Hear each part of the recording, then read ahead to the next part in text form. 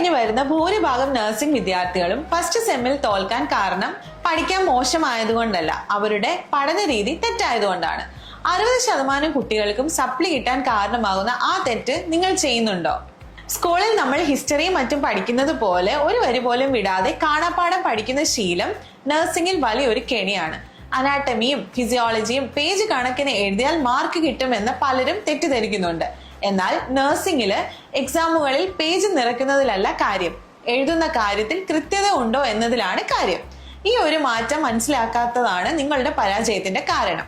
Nursing വിജയിക്കാൻ what എന്നതിനേക്കാൾ Y എന്നതിനാണ് പ്രാധാന്യം നൽകേണ്ടത്. ഫോർ എക്സാമ്പിൾ, ബ്ലഡ് പ്രഷറിന്റെ ഡെഫിനിഷൻ മാത്രം പഠിച്ചാൽ പോരാ. BP കൂടുമ്പോൾ കിഡ്നിയിൽ എന്ത് മാറ്റം വരുന്നു, ഹൃദയത്തിന് എന്ത് സംഭവിക്കുന്നു, ഈ കാര്യങ്ങൾ പരസ്പരം ബന്ധിപ്പിച്ച് പഠിക്കുന്നതിനെയാണ് കോൺസെപ്റ്റ് മാപ്പിംഗ് എന്ന് പറയുന്നത്.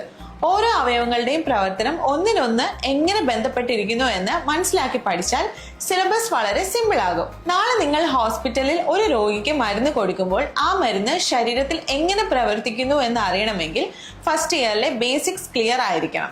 എക്സാം പേപ്പർ നോക്കുമ്പോൾ പ്രതീക്ഷിക്കുന്നത് ഈ ക്ലിനിക്കൽ കോറിലേഷൻ ആണ്, അല്ലാതെ പുസ്തകത്തിലെ വരികൾ അതേപടി കോപ്പി എഴുതുന്നതല്ല.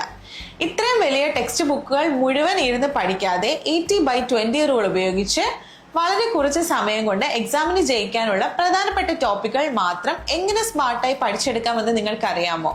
ഇതുപോലെ നഴ്സിംഗ് സബ്ജക്ട് സിമ്പിളായി മനസ്സിലാക്കി പഠിക്കാൻ താല്പര്യമുണ്ടെങ്കിൽ നഴ്സിംഗ് എന്ന് കമന്റ് ചെയ്യൂ.